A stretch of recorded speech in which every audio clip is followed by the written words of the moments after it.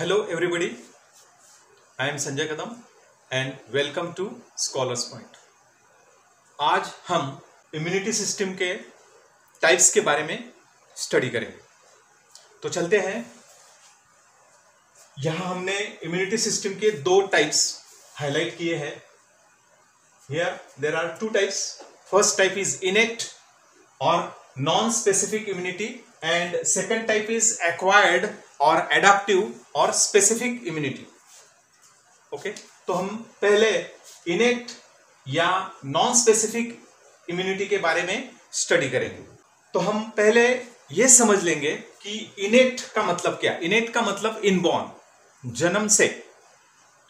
जब हम बर्थ लेते हैं, हमारे बर्थ के साथ ही इनेट इम्यूनिटी गिफ्ट मिलती है हमें, जिसकी वजह से बहुत सारे जो माइक्रोब्स हमारे बॉडी के इर्द गिर्द होते हैं, सराउंडिंग में होते हैं, उन सब से हमारी बॉडी की रक्षा होती है और हम बीमार नहीं होते despite of attack of microbes on the body. तो इनेट इम्यूनिटी जिसे हम नेचुरल इम्यूनिटी मानते हैं, और वो बैरियर्स के फॉर्म में होती है बॉडी के अंदर और बॉडी के बाहर एक्सटर्नल सरफेस पर एज अ स्किन। तो innate immunity present from birth, और दूसरी एक्वायर्ड एडाप्टिव या स्पेसिफिक इम्यूनिटी जो डेवलप होती है आफ्टर इन्फेक्शन, यानी कि इन्फेक्शन होने से पहले ये डेवलप हो जाती है। हम बर्थ लेते हैं तभी से हमारे पास होती है, और ये बर्थ के बाद अगर इन्फेक्शन हुआ तो, अदरवाइज नहीं डेवलप होती। तो ये नेचुरल होती है और ये चांस ऑफ इन्फेक्शन के ऊपर डिपेंड करता है। अगर इन्फेक्शन होता है तो डेवलप होगा, इन्फेक्शन नहीं है तो एक्वायर्ड इम्यूनिटी डेवलप नहीं होगी। तो पहले हम इनेट इम्यूनिटी के बारे में विस्तार से जानकारी लेंगे, इसका स्टडी करेंगे। इनेट इम्यूनिटी में दो टाइप्स होते हैं, जैसे एक एक्सटर्नल डिफेंस के फॉर्म में और एक इंटरनल डिफेंस के फॉर्म में ये इम्यूनिटी एग्जिस्ट करती है। जो एक्सटर्नल डिफेंस है उसे हम फर्स्ट लाइन ऑफ डिफेंस या बैरियर्स कहते हैं। दूसरा इंटरनल डिफेंस यानी कि सेकंड लाइन ऑफ डिफेंस या सेकंड लाइन ऑफ बैरियर्स के फॉर्म में ये इनेट इम्यूनिटी होती है। तो एक्सटर्नल डिफेंस यानी कि बाहरी डिफेंस बैरियर है हमारे बॉडी के, इनमें इंक्लूड होते हैं दो फैक्टर्स, दो बैरियर्स, एनाटॉमिकल या फिजिकल बैरियर और फिजियोलॉजिकल या केमिकल बैरियर्स। ये दो बैरियर हमें एक्सटर्नली प्रोटेक्ट करते हैं डिफरेंट टाइप्स ऑफ माइक्रोब से। तो पहला बैरियर एनाटॉमिकल या फिजिकल बैरियर, इसमें दो पार्ट होते हैं। एक हमारी बॉडी की स्किन की, जो हमारा सबसे बड़ा ऑर्गन है स्किन। स्किन वैसे तो बाहर से बिल्कुल मुलायम, ज्यादा स्मूथ लगती है, इतनी हार्ड नहीं होती, तो हम ये समझ नहीं सकते कि ये कितनी कॉम्प्लेक्स है। ये बहुत कॉम्प्लेक्स टाइप की स्किन होती है, जिसकी वजह से माइक्रोब्स इसे पेनेट्रेट नहीं कर सकते, इसके ऊपर अटैक नहीं कर सकते और अंदर नहीं जा सकते, क्योंकि इसकी लेयर थिक होती है। सबसे बाहर एपिडर्मिस होता है और नीचे डर्मिस होता है, और थोड़ा कॉम्प्लेक्स लेवल की उसका मेकअप होता है। इसकी वजह से माइक्रोब अटैक नहीं कर पाते। जब कभी माइक्रोब हमारी स्किन के ऊपर कांटेक्ट में आया, स्किन की ऊपरी लेयर पे, ऊपरी सतह पे, तो बाहर वाली जो सेल्स होती है वो ज्यादातर दिन में निकलती रहती है रैंडमली। अगर माइक्रोब अटैच हुआ तो बहुत बार बाहर निकलने वाली, कास्ट ऑफ होने वाली सेल की वजह से वो बाहर निकल जाते हैं, हमारे स्किन को पेनेट्रेट कर नहीं पाते। ये हो गया बर्थ से मिला हुआ एक सुरक्षा कवच हमारे लिए, स्किन के फॉर्म में। दिखती सॉफ्ट है लेकिन बहुत डिफिकल्ट होता है माइक्रोब को उसको इन्वेड करना। दूसरा है म्यूकस मेम्ब्रेन, जो हमारे बॉडी के बाहर से ओपन होने वाले जो पोर्स होते हैं, होल्स है, जैसे नॉस्ट्रिल्स, माउथ, या फिर हमारे एयर की ओपनिंग होती है, रिप्रोडक्टिव ओपनिंग्स होती है। तो बॉडी के डिफरेंट सिस्टम्स में अंदरूनी जो लेयर होती है, जैसे digestive system, respiratory system, reproductive system, इसके इनर लाइनिंग में एक म्यूकस का लेयर बनता है जिसे हम म्यूकस मेम्ब्रेन बोलते हैं। तो उसमें म्यूकस नाम का एक चिपचिपा सब्सटेंस, स्लिपरी सब्सटेंस बनता है, जिसमें ज्यादातर पानी होता है, वाटर 95%, और 4-5% के नजदीक म्यूसिन होता है। तो म्यूकस प्रोटेक्ट करता है जब इन होल्स में से, पोर्स में से जब माइक्रोब्स, डस्ट पार्टिकल्स या कोई भी सब्सटेंस अंदर जाएगा तो हमारे रेस्पिरेटरी या डाइजेस्टिव ट्रैक्ट के म्यूकस में ट्रैप हो जाएगा और इनएक्टिव हो जाएगा, इमोबिलाइज हो जाएगा। तो एक किस्म की ये भी एक सुरक्षा प्रणाली है हमारे बॉडी की, म्यूकस मेम्ब्रेन। अभी ये दो, स्किन और म्यूकस मेम्ब्रेन, एनाटॉमिकल बैरियर कहलाते हैं। अभी हम नेक्स्ट बैरियर्स की तरफ शिफ्ट करेंगे, जिनमें saliva, tears, sweat, sebum, acid, HCl, pH और बॉडी टेम्परेचर ये इंक्लूड होते हैं। ये फिजियोलॉजिकल या केमिकल बैरियर्स होते हैं। इनमें से पहला है सलाइवा, जो सलाइवरी ग्लैंड्स हमारे माउथ कैविटी, बकल कैविटी में ऐड करती है सलाइवा कंटिन्यूअसली। तो सलाइवा के अंदर होती है स्पेसिफिक एंटीबॉडीज, जिन्हें हम बोलते हैं antibody A. I for immuno, G for globin, A type की एंटीबॉडीज, इम्यूनोग्लोबिन्स इसमें होती है। इसकी वजह से माइक्रोब हमारे ऑर्गन्स या सिस्टम्स के ऊपर अटैक नहीं कर पाते डाइजेस्टिव सिस्टम के अंदर, क्योंकि इम्यूनोग्लोबिन ए उन्हें इनएक्टिव कर देती है। फिर टीयर्स के बारे में देखेंगे। टीयर्स यानी कि हम जो हमारे आंसू होते हैं, उनमें एक लाइसोजाइम नाम का एंजाइम होता है, जो कि अपने जो माइक्रोब होते हैं जैसे बैक्टीरिया और दूसरे कोई फंगल स्पोर्स वगैरह, तो उनके ऊपर की जो वॉल होती है, उनकी सेल वॉल, उसको डिग्रेड करता है, ब्रेक करता है, जिसकी वजह से बैक्टीरिया जा नहीं पाते अंदर, वो डैमेज हो जाते। फिर स्वेट और सीबम, ये स्किन के सिक्रीशंस है जो बाहर आते हैं। तो ये स्लाइटली एसिडिक नेचर के होते हैं, और जिसकी वजह से कुछ माइक्रोब एसिड सेंसिटिव होते हैं, इसकी वजह से वो इनएक्टिव हो जाते हैं या मर जाते हैं इसके इफेक्ट से, या एक तो इमोबिलाइज हो जाते हैं या फिर मल्टीप्लाई या ग्रो नहीं कर पाते स्किन के सतह पे, स्वेट और सीबम की वजह से। ये सिक्रीशंस है दो, जो हमारे स्किन के डर्मिस के अंदर ग्लैंड्स है, उनमें से बाहर आते हैं।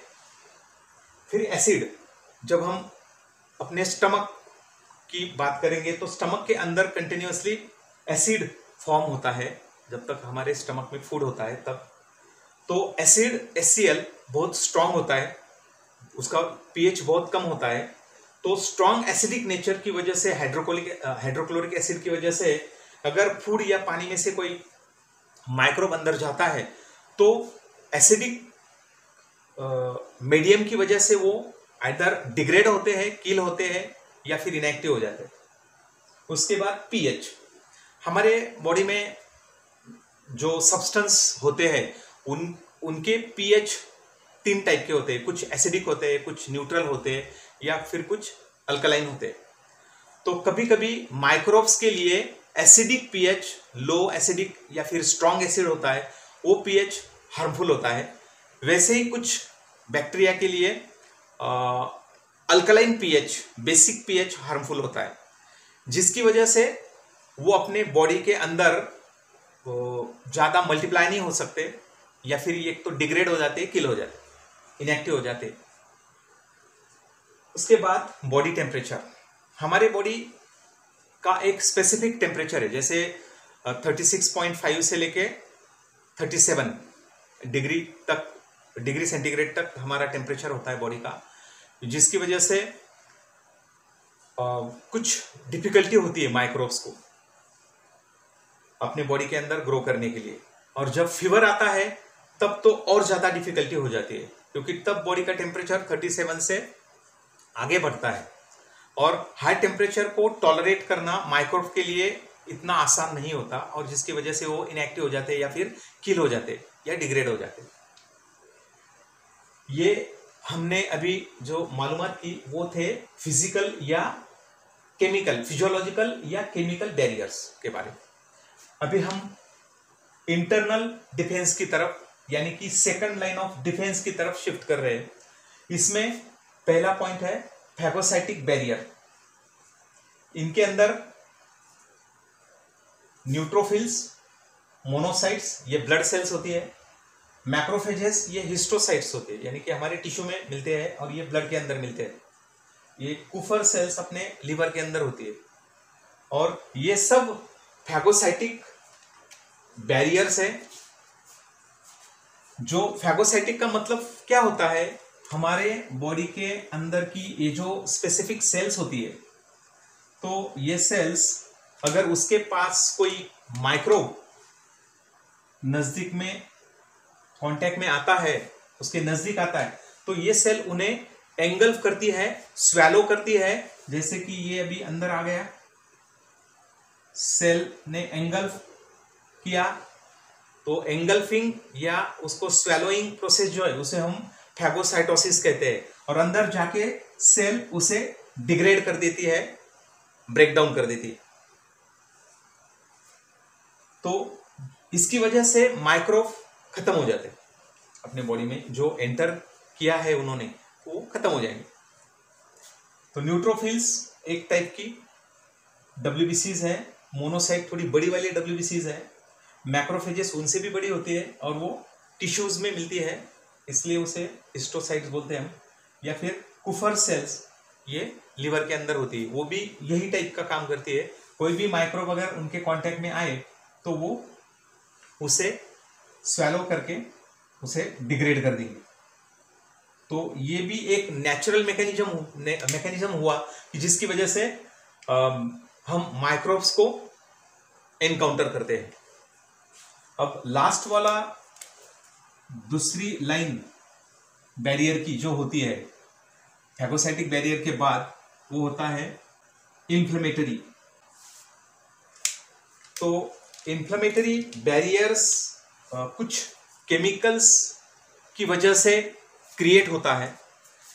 जैसे मास्ट सेल जो होती है हमारे बॉडी के अंदर, मास्ट सेल्स वो सिक्रीट करती है, मास्ट सेल या फिर बेसोफिल्स जो ब्लड के अंदर होती है। Mast cells and basophils secrete two types of substances. एक होता है हिस्टामिन और दूसरा प्रोस्टाग्लैंडिन। तो हिस्टामिन और प्रोस्टाग्लैंडिन क्या करते हैं, यहां देखेंगे हम। हमारी जो ब्लड वेसल होती है नॉर्मल, तो उसको डायलेट करते हैं, यानी कि उसका डायमीटर बढ़ जाता है, वो स्वेल हो जाती है, डायमीटर बढ़ जाता है, उसको डायलेट होना बोलते हैं ब्लड वेसल का। लेकिन कहाँ, जहां इंजुरी या फिर अटैक हुआ है, इंजुरी वाली जगह और अटैक वाली जगह जहां माइक्रोब ने अटैक किया है, वो जगह अपनी ब्लड वेसल थोड़ी डायलेट होती है। इसकी वजह से क्या होगा कि ब्लड वेसल के अंदर जो फ्लूइड है वो फ्लूइड बाहर आना शुरू होगा, थोड़ी ज्यादा क्वांटिटी में, नॉर्मल से ज्यादा क्वांटिटी में बाहर निकलेगा। और ये जो फ्लूइड बाहर निकलने वाला है, तो उसमें कुछ ब्लड प्रोटीन्स होते हैं जो एंटीबैक्टीरियल या एंटी माइक्रोबियल प्रॉपर्टी होती है उनकी। इनकी वजह से इंजुरी वाली जगह जहां ज्यादा चांसेस होते हैं अटैक होने के माइक्रोब के, तो सपोज ये माइक्रोब है और ये कुछ माइक्रोब है, इनके ऊपर ये प्रोटीन एक्शन करेंगे, उन्हें व्रैप करेंगे, एन सर्कल करके न्यूट्रलाइज कर देंगे। साथ ही साथ ये फ्लूइड ज्यादा क्वांटिटी में निकल रहा है because of Ojing out, releasing out more quantity of fluid outside the blood vessel, तो वहां स्वेलिंग होती है। तो इन्फ्लेमेशन क्या होता है, एक तो स्वेलिंग होना, इसमें स्वेलिंग, रेडनिंग, पेन और लास्ट में हीट, ये 4 सिम्टम्स होते हैं उसके।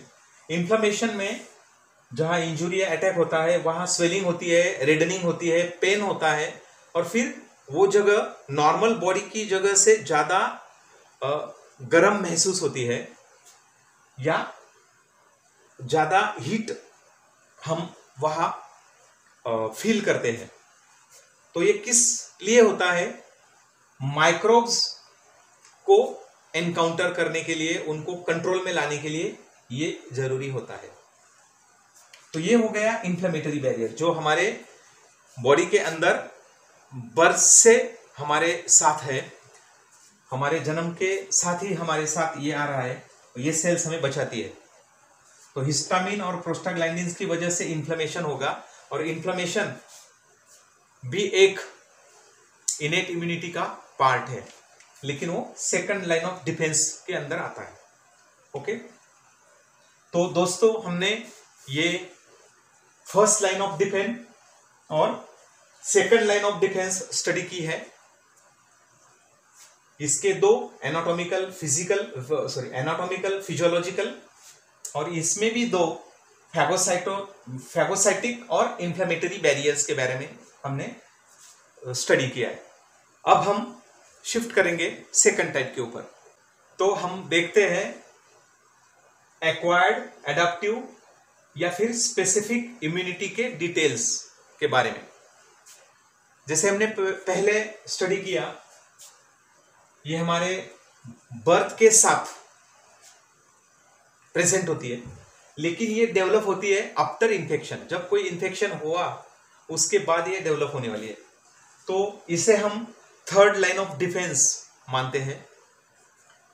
ये 2 ब्लड सेल्स की वजह से होती है, बी लिम्फोसाइट्स और टी लिम्फोसाइट्स, यानी उन्हें बी सेल्स या टी सेल्स भी कहते हैं, बोला जाता है।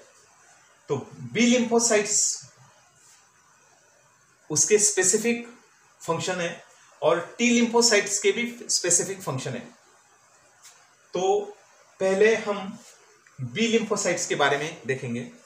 बी लिम्फोसाइट्स को स्टिमुलेशन मिलता है, जब कोई पैथोजन अंदर जाएगा तो उसे स्टिमुलेशन रिसीव होता है, मिलता है बी लिम्फोसाइट्स को।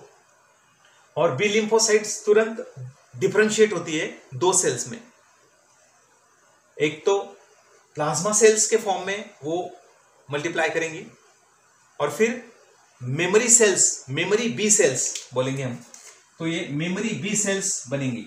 ये 2 टाइप की सेल्स आफ्टर इन्फेक्शन और आफ्टर रिसीविंग स्टिमुलेशन बनती है, plasma cells and memory B cells. तो प्लाज्मा सेल्स क्या काम करती है, प्लाज्मा सेल्स एंटीबॉडी प्रोडक्शन करेगी। एंटीबॉडी प्रोडक्शन बहुत अहम हिस्सा है हमारी एक्वायर्ड इम्यूनिटी का, एडाप्टिव इम्यूनिटी का। तो एंटीबॉडीज एक मिसाइल्स या वेपन्स की तरफ होती है, जो हमारे बॉडी में कोई भी माइक्रोब, सपोज वायरस है या फिर बैक्टीरिया है, तो वायरस या बैक्टीरिया के बॉडी के ऊपर, सरफेस के ऊपर एक प्रोटीन होता है, उसे हम एंटीजेन बोलते हैं, और ये एंटीजेन के अगेंस्ट एंटीबॉडीज फॉर्म होती है प्लाज्मा सेल्स के द्वारा, और ट्रिमेंडसली, लेकिन उसके लिए थोड़ा वक्त जरूरी होता है। आज मानो आज हमें इन्फेक्शन हुआ टाइफाइड बैक्टीरिया की वजह से, तो फिर ये बैक्टीरिया हमारे बॉडी में जाएगा और दूसरे दिन एंटीबॉडीज फॉर्म नहीं होती, तो उसके लिए कुछ स्पेसिफिक पीरियड लगता है। तो after specific period, after several days, antibodies were form and they lock to the antigens. तो ये टाइप के एंटीबॉडी या ये टाइप के एंटीबॉडीज उन्हें लॉक करेंगे। ये तो रिप्रेजेंटेशन है। तो जैसा एंटीजन उस टाइप की एंटीबॉडीज बनती है, उसको कॉम्प्लीमेंट्री बनती है। तो ये एंटीबॉडीज बन गई, तो टाइफाइड का बैक्टीरिया उसके अगेंस्ट ये काम करेगी। उसके बैक्टीरिया के आउटर सरफेस के ऊपर जो एंटीजन होते हैं उन्हें वो लॉक करेंगी और उन्हें इनएक्टिव कर देंगी, न्यूट्रलाइज कर देंगी। और जब न्यूट्रलाइज होगा बैक्टीरिया वायरस एंटीबॉडीज की वजह से, तो बाकी दूसरी जो सेल्स होती है, मोनोसाइट्स या फिर फैगोसाइट्स, जो स्वेलोइंग का काम करती है, ये सेल्स अट्रैक्ट होती है और ये इन्हें एंगल्फ कर लेती है। Antigen antibody inactive complex form होता है, उसे स्वेलो करेंगी और डिस्ट्रॉय कर देगी। ये मैकेनिज्म होता है इसमें। तो प्लाज्मा सेल्स बहुत ही अहम इंपॉर्टेंट हिस्सा है हमारी एक्वायर्ड इम्यूनिटी का, जो हमारे मिसाइल से वेपन्स के जैसे होती है। और मेमोरी बी सेल्स क्या करती है, वो मेमोराइज करती है। जब बी लिम्फोसाइट्स किस टाइप से वायरस के अगेंस्ट एंटीबॉडीज बनाती है, उसे रिकॉग्नाइज करके एंटीबॉडीज बनाती है और उन्हें कैसे इनएक्टिव करती है, ये पूरा जो एपिसोड है यहां मेमोराइज हो जाता है। ये सेल्स मेमोराइज कर लेती है, स्टोर कर लेती है अपने अंदर। और जब टाइफाइड या वही टाइप का बैक्टीरिया वायरस बॉडी के अंदर जाएगा, तो पहले उसे एनकाउंटर करने के लिए टाइम लगा था, कुछ दिन। लेकिन सेकंड वाले टाइम जब ये एनकाउंटर हुआ, कुछ दिनों के बाद, कुछ मंथ के बाद, तो memory B cells plasma cells या बी लिम्फोसाइट्स को मेमोराइज कर देती है कि लास्ट टाइम ये इस टाइप से एनकाउंटर हुआ था, अभी उसी टाइप से करना है। तो उसकी वजह से एनकाउंटर का जो टाइम होता है वो कम हो जाता है। यानी कि हमें हमारी इम्यूनिटी उनके अगेंस्ट रैपिड एक्शन में आएंगी पहले के मुकाबले। ये हुआ मेमोरी सेल्स का, मेमोरी बी सेल्स का काम। तो इस टाइप से बी लिम्फोसाइट्स का मेजर रोल होता है। अभी हम शिफ्ट करेंगे टी लिम्फोसाइट्स की तरफ। T lymphocytes have 4 types. पहला वाला टाइप है हेल्पर टी सेल। सेकंड वाला टाइप है किलर टी सेल्स। फिर तीसरा वाला type suppressor T sales and last one memory T cells. यहां भी मेमोरी सेल्स है कि जो मेमोराइज करेंगी टी लिम्फोसाइट्स ने किस तरह से जो अटैक हुआ है उसको एनकाउंटर किया है। और लास्ट टाइम में जो अगेन लास्ट टाइम वाला इनकाउंटर नेक्स्ट टाइम में काम में आएगा, जो जल्दी रिकवरी या जल्दी इम्यून रिस्पॉन्स क्रिएट करेगा बैक्टीरिया या वायरस के अगेंस्ट। तो हेल्पर टी सेल्स क्या करती है? हेल्पर टी सेल्स, इसका मेजर काम है इन सेल्स को, बी सेल्स को स्टिमुलेट करना। Helper T cells stimulates B cells, B lymphocytes, and then B lymphocytes differentiate so as to form plasma cells and memory B cells, and we know plasma cells forming antibodies rapidly. In this way, if helper cells not giving stimulation, then no antibody production. और helper T cells को stimulation मिलता है dendritic cells की तरफ से। हमारे body के अंदर डेंड्राइटिक सेल्स होती है, जो कोई भी वायरस या बैक्टीरिया जिसने हमारी बॉडी के ऊपर अटैक किया है उनको एंगल्फ करेंगी और उसके ऊपर जो एंटीजन होते हैं उन्हें रिप्रेजेंट करेंगी अपने सरफेस के ऊपर। तो फिर वो antigen helper T cells stimulus देंगे, जिससे हेल्पर टी सेल्स स्टिमुलेट होंगी और बी लिम्फोसाइट्स को एंटीबॉडी प्रोडक्शन के लिए स्टिमुलेट करेगी। तो फिर बी लिम्फोसाइट उस हिसाब से एंटीबॉडीज बनाएंगी, जैसा एंटीजन उसकी कॉम्प्लीमेंट्री एंटीबॉडी, उसको मैचिंग एंटीबॉडी बनती है। तो ये प्रोसेस के लिए हेल्पर टी सेल्स बहुत ही अहम रोल प्ले करती है हमारे इम्यूनिटी में। उसके बाद किलर टी सेल, जैसे नाम है किलर, किलर का मतलब ये डायरेक्ट किल करेंगे। जब हमारे बॉडी के अंदर कोई बैक्टीरिया एंटर करेगा तो किलर टी सेल एक उसको होल करने वाला, ड्रिल करने वाला प्रोटीन बनाता है। तो ये सेल्स प्रोटीन बनाएंगे, तो वो प्रोटीन की वजह से इसका नाम है प्रोटीन का पोरेन। ये पोरेन प्रोटीन इसको ड्रिल करता है, पोर करता है, टनेल करता है, और बैक्टीरिया का जो सेल वॉल होती है बाहर वाला, तो बाहर वाला सेल वॉल को डैमेज होगा और जिसकी वजह से बॉडी फ्लूइड अंदर जाएगा, बैक्टीरिया इनएक्टिव या किल हो जाएगा। तो किलर सेल्स डायरेक्ट अटैक करती है अपने पोरेन प्रोटीन के थ्रू बैक्टीरियल वॉल के ऊपर, उन्हें किल करेगा। सप्रेसर टी सेल्स क्या करती है? सप्रेसर टी सेल्स का काम अपने इम्यूनिटी सिस्टम को अपने ही टिश्यूज के अगेंस्ट अटैक करने से प्रिवेंट करती है। Because of suppressor T cells our immunity not showing attack over our own tissues, means हमारे ओन टिश्यूज है उन्हें हम सेल्फ बोलते हैं, सेल्फ टिश्यूज। तो सेल्फ टिश्यूज के ऊपर अटैक नहीं करेंगे, लेकिन नॉन सेल्फ जो आएंगे बैक्टीरिया वायरस बाहर से, तो उनके ऊपर अटैक हो जाएगा। तो सप्रेसर टी सेल्स सप्रेस करती है इम्यूनिटी को अपने ही टिश्यूज के ऊपर अटैक करने से। और मेमोरी टी सेल्स हमने देखा, जैसे मेमोरी बी सेल्स काम करती है, ये इम्यून जो रिस्पॉन्स होता है, लास्ट इम्यून रिस्पॉन्स, उसे मेमोराइज करती है और इसकी मेमोरी की वजह से नेक्स्ट टाइम अगर वही बैक्टीरिया, वही वायरस, वही पैथोजन बॉडी के अंदर जाता है तो उसके ऊपर अटैक करना, उसके ऊपर हमारी इम्यून रिस्पॉन्स जनरेट करना, फास्ट जनरेट करना इजी होता है। तो ये मेमोरी बी सेल्स का रोल हुआ। और जैसे हमने देखा कि एक्वायर्ड इम्यूनिटी, एडाप्टिव या स्पेसिफिक इम्यूनिटी, ये जो होती है ये स्पेसिफिक वायरस के अगेंस्ट स्पेसिफिक होती है। यानी कि हमारे बॉडी में बैक्टीरिया गया है टाइफाइड वाला, तो उसके अगेंस्ट एंटीबॉडीज बनेंगी उस टाइप की, ना कि दूसरे टीबी, ट्यूबरक्लोसिस वाले बैक्टीरिया को वो एंटीबॉडी नहीं चलने वाली, या फिर कोरोना वायरस को नहीं चलने वाली। सिर्फ टाइफाइड के बैक्टीरिया के अगेंस्ट फॉर्म हुई एंटीबॉडीज उसके लिए ही काम में आएंगी। तो ये हो गई स्पेसिफिसिटी एंटीजन एंटीबॉडी की, इसलिए उसे स्पेसिफिक इम्यूनिटी बोलते हैं।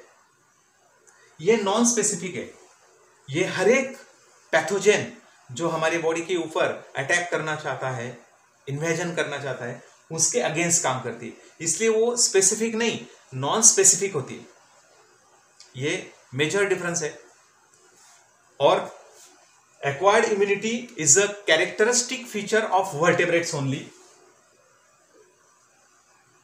तो वर्टेब्रेट्स में होती है, यानी कि हमारे कॉर्डेट्स में जो हायर कॉर्डेट्स होते हैं उन्हें हम वर्टेब्रेट्स बोलते हैं, क्योंकि उन एनिमल्स की बॉडी में वर्टेब्रल कॉलम होता है, बोन्स होते हैं, उनकी वजह से वहां ब्लड सेल्स, लिम्फोसाइट्स फॉर्म होती है।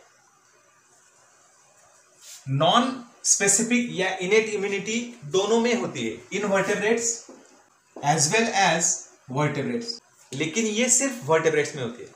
ये हर एक इनवर्टेब्रेट ऑर्गेनिज्म में बर्थ के साथ इनेट इम्यूनिटी होती है, जो हमें प्रोटेक्ट करती है डिफरेंट इन्वेजन करने वाले माइक्रोब से।